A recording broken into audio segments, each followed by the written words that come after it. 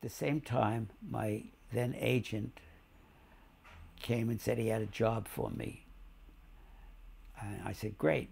And in those days, the advertising agencies did the pilots, or what they call audition scripts. And he said, I have a script like that for you to do for Young and Rubicam, the advertising things. And I said, great, fine. He said, I got you good money. It was probably $200 or something like that.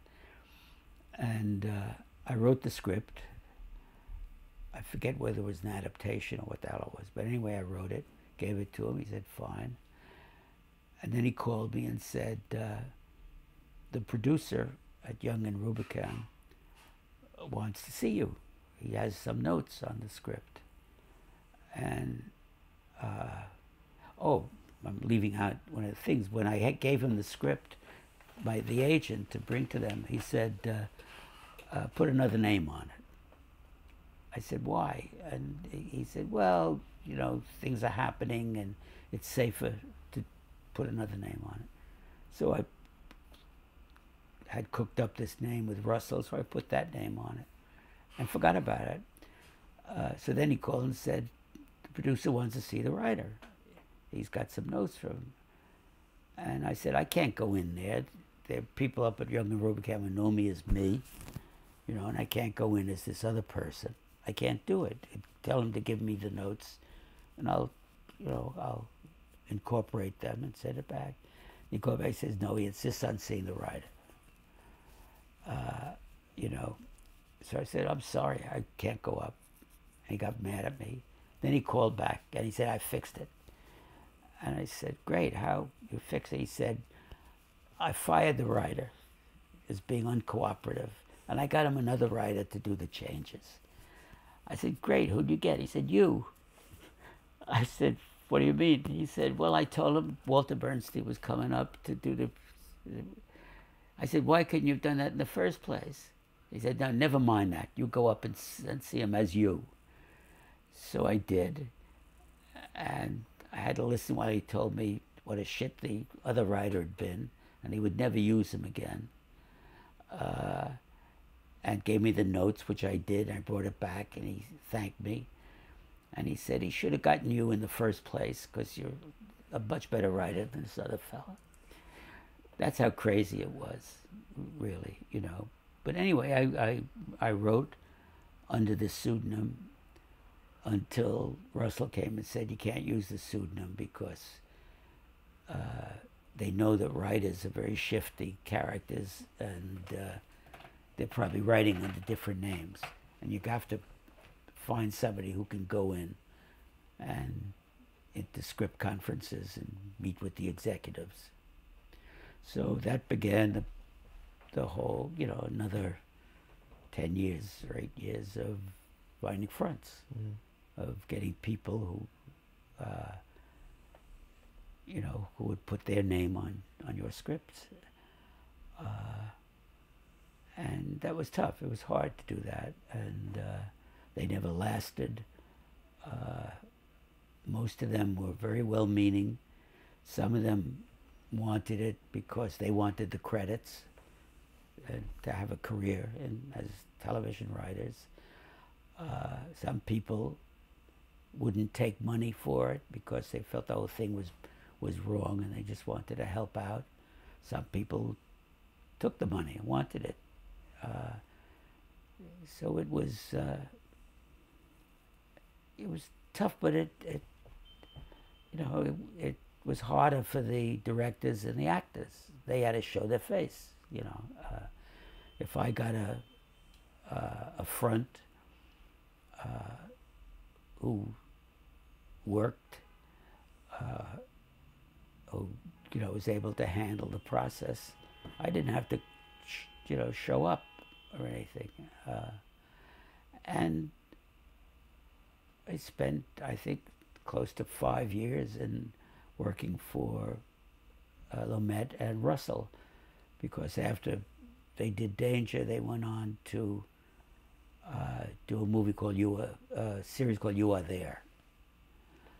For CBS. For CBS. And I went to work for that and brought in two friends of mine who were blacklisted writers also. And the three of us did that show for several years. And it was very successful. You took an event in history, say the death of Socrates or the discovery of America. There would be reporters. The CBS reporters would be off screen. You didn't see them. They would ask questions of of Columbus, of Joan of Arc, of one of the inquisitors. You would try to recreate that moment. You do the Trojan horse, really, and what you would try to find, what made the show successful, I think, is you tried to find the conflict in that situation, that there were two sides, more or less equally matched. That gave it the drama, basically. So we didn't really try to stack the deck, even though, we were a bunch of leftos. But I mean, history did it for us, and Joan of Arc I did. And we broke it up. I did a lot of the Civil War stuff, the death of Stonewall Jackson, I remember I did. And the show was extremely successful. It won awards. The only complaint I know was from the wife of the man who owned one of the beer companies, Miller, I think it was, who wrote in very indignantly that we had not been fair to Marie Antoinette. I remember that. But it was... And it was the real CBS News correspondents. I mean, it was Walter Cronkite. Oh, yes, it was Cronkite that began and ended the show. Don...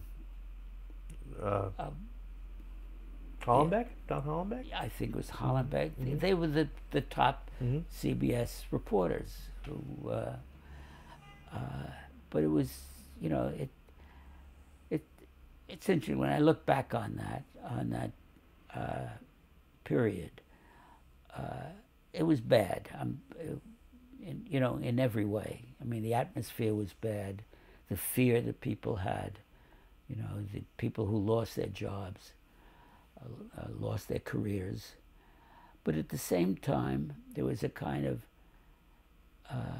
goodness and camaraderie among the people who were blacklisted. We helped each other, when we could, and if there was a job open somewhere and say I was busy and these other two friends were also busy, we would give it, even using our names, we would give it to some blacklisted writer who needed it. And there was a kind of generosity of spirit that was very valuable to me, was very important to me, and that I miss now. Anyway, I did television, till 1958, when I got a call from Lumet, who had gone on to doing features. And there was a movie he was doing with Sophia Loren, and they needed they needed a full rewrite. I mean, the script they had, he had just thrown out. He wanted from the beginning. And I said, great. And the producers were Carlo Ponti, Sophia's husband, and another Italian producer, also very fluent in English and very, very sophisticated. And I met them, and I was fine as far as they were concerned. And I started writing the script under my own name, really. And this was the beginning of the end of the blacklist for you. The blacklist was beginning to crack. I think Dalton Trumbo had been hired. It was still working, but it showed signs of ending. And I started writing the script, and I got a call from my agent saying, there's a subpoena out for you from the House Un-American Committee. It's interesting, it came from the agent. It didn't, you know, I said, how do you know? He said, Paramount told me. You know, and I said, thank you very much. And I packed a bag and I went on the lam. I went up to Little Compton, Rhode Island, where somebody loaned me a wonderful little shack on the water. And I finished the script. They never served me with the subpoena. The committee held its hearings in New York. It was the last hearings they did hold. And I finished the script, and the agent had negotiated a deal with Ponte at Paramount for me to work for them. And the agent called and said, Paramount's not going through with the deal because you didn't testify. I said, well, they never served me, you know. And he said, well, they won't do it. And I said, oh, sorry. You know, I figured, oh, I'm back on the blacklist now. But then why do you think it took them so long to catch up with you? I mean, it was almost 10 years since the first. Well, I didn't. You know, I wasn't that big a fish, you know, and I had not been active in so many things that they, you know. I think, you know, they had their list, and they went down it, and I was penciled in, or you know, for the New York. They didn't go alphabetically. No, but there was one, because I would get a visit from the FBI. Right, because that happened a lot. Right? Yeah, two guys would come, and it was always the same thing. They were very polite. We'd like to talk to you. I said, I'm sorry, I got nothing to say, goodbye. But they would stop you getting on a bus or coming out of the subway. All very polite, but it was letting you know they knew where you were. It was scary, you know, really. And but anyway, after a while, that stopped, and they just did it over the phone. And there was one guy in particular who did it, and you know, Wally, I think it was Graubard, something like that. He'd call up and he'd say, "Hey, it's Wally." I say, "Hey, Wally, how are you? How are the kids? How are they?" He said, "Fine." You know, he said, "You know, you ready to talk?" And I said, "No." He said, "Okay, bye." I had the feeling he's sitting at a desk with going down this list.